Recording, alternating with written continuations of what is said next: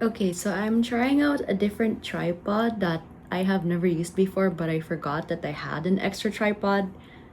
Or like I have two different tripods. The one that I've been using is kind of like already broken, and I'm gonna be using a different one. So hopefully this one will work wonders for me. I just do not know how to adjust the angle of this thing. But the good part is that I can adjust it to move upwards, downwards, move it like this, and move it like that. Yeah.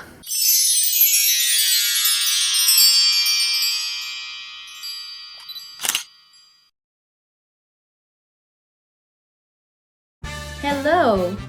Why did I make jazz hands? Hello and welcome to the Mar Project. Mara Chua here and welcome back to another episode of Peaches Reviews Pages, the official blog tie-in version of my book blog called Peach Pink Pages. So, I did mention that we were going to be talking about a little bit of revenge in this entry as from my previous post, if you haven't seen it yet, from The Devil Wears Prada. So let's just say that revenge has never looked sweeter. And probably it's also the weirdest thing you'll ever encounter in your whole life. But sometimes, some people just need killing. And Grace Bernard's story is about to show you why. For Grace, she's lost everything. After finding and learning about the dark secrets hidden beneath her biological family's roots, Grace is determined to take every single important family member down. All it takes for Grace to enact her plan is a carefully executed murder scheme, a good disguise, and Patrick Bateman? And lots of frogs. So today we'll be talking about author Bella Mackey's debut novel called How to Kill Your Family.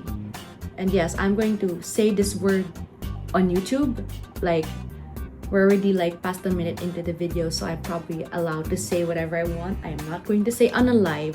I'm gonna say kill, like kill. And this is How to Kill Your Family. I know it's a questionable title for a book, but just bear with me a little bit, guys. Like, just bear with me. Like every other villain, Grace's requires a good origin story. And as she writes and talks to us readers while she's in prison, she recounts the events leading up to her imprisonment and why she committed such crimes. But maybe she's not the villain we exactly believe her to be. She could be an anti-heroine, her actions justified. Grace grew up in poverty with her biological mother, Marie. Marie passed away when Grace was 14 from cancer, and Grace wants to find the biological family that ruined her and her mother's lives. So, when she learns of a certain billionaire named Simon Artemis and how he threw her mother out of his life, it's time for Grace's hunt to begin. Seriously? The Artemis family? I feel like the author knew what kind of characters she was going to write. Artemis is known as the Greek goddess of hunting. Perhaps Bella Mackey had an intention to use such a surname on a family that deserved to be hunted or hunted down. It especially surprises me on how Mackey was able to write such a dark yet comedic novel. Also, I hope you guys can actually bear with me, like seriously, because my voice sounds a little bit stuffy because I just recovered from a slight fever last week and I'm still fighting some colds and sneezing, coughing.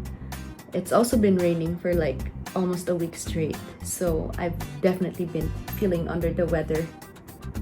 6 Artemises, 6 deaths, 6 different ways of acquiring wit, revenge, and a lack of remorse.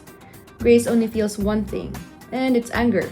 I'm reading reviews as of writing this, I read reviews as of writing this to understand the novel in more detail. I could see why the reviews weren't as good, or the readers refused to finish the book. Grace's mind is absurd as the writing itself, and it makes sense why she was the primary narrator of the book. I read a novel 2 years ago that had a less humorous deep dive into the mind of a murderer.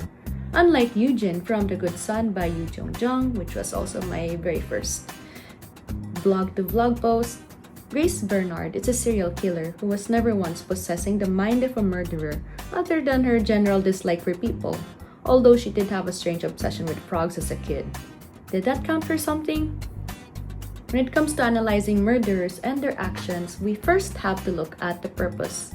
Each method for killing off an Artemis family member was clever and properly planned. Grace has been described and portrayed as this lone she-wolf who is sassy and sarcastic. The narrative originally began with Grace writing about her murders while she was in Limehouse prison for women. But here's a big twist. Grace was actually imprisoned for a crime she did not commit, which means that her 6 murders were left unsolved. Basically, she was framed up for a different murder. But that's a thing, right?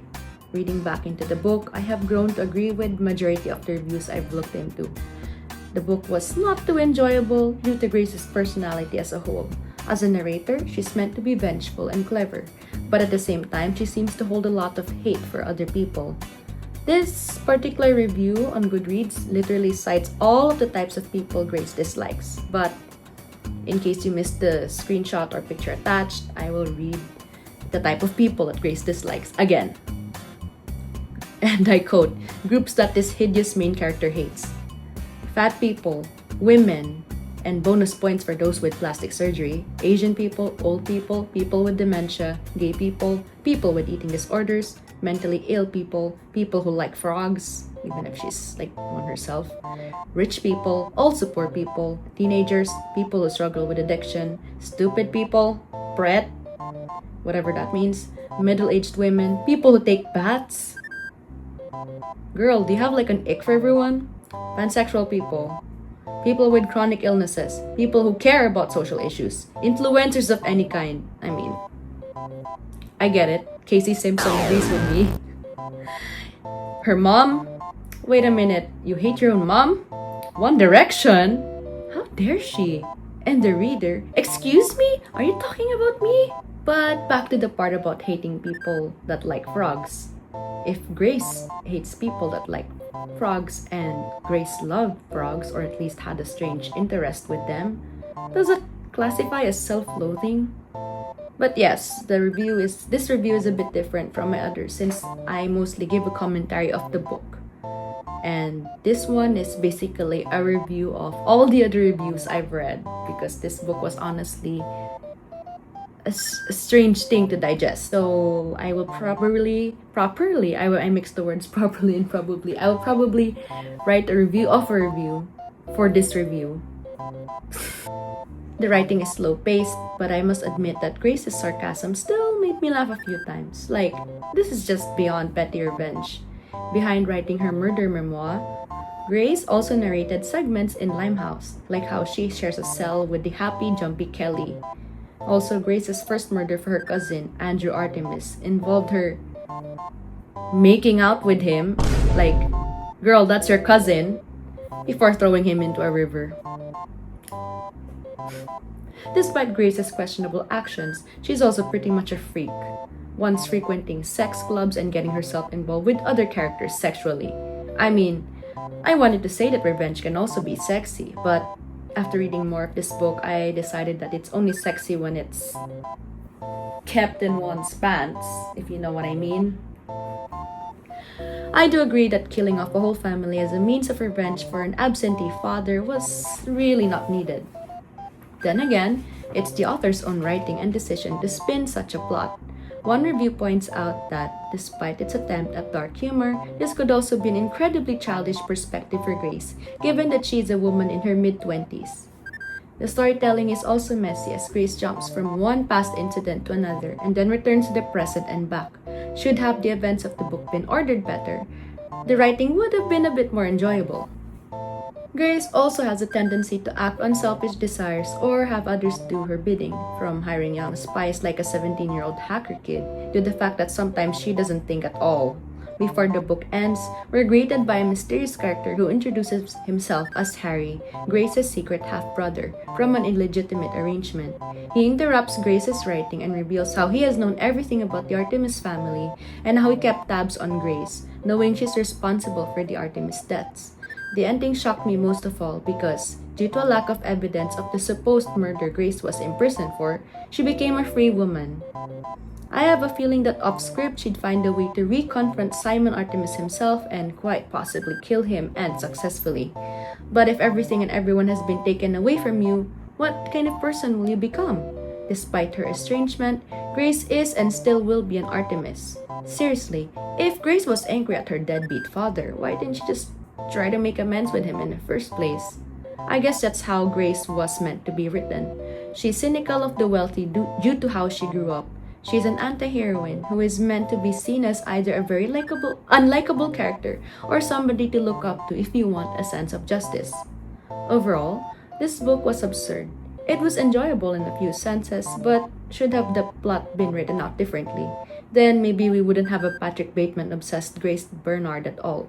Dark humor is only for those who wouldn't weep when they're faced with the questionable or concerning. Dark humor is an absurd form of art that we don't tackle often due to how some themes presented may be taboo or even capable of getting somebody in trouble. This book was like a shock site, but for bookworms who just need to turn to the dark side and not the one in Star Wars when times get desperate.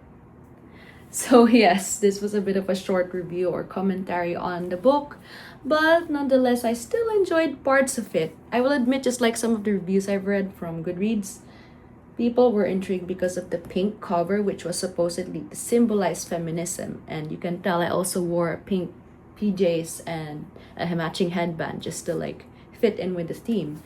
But yeah, overall, this was still worth tackling. I just wanted to write about how absurd the literal writing and the character's perspective was. But yes, if you guys enjoyed this book or this review, well, just leave a like on this video. I will definitely be doing even more book reviews as time goes by because I have like a big queue of books. Like behind me are all of the books that are on queue. Wait, actually, you can probably see it here. I will be posting more books and book stuff soon. I will not spoil what I'll be reading, but from the hints around me, you might already have an idea. Anyways, yeah, I will see you guys in the next video. So this was Mara Chua of the Mar Project. Bye guys!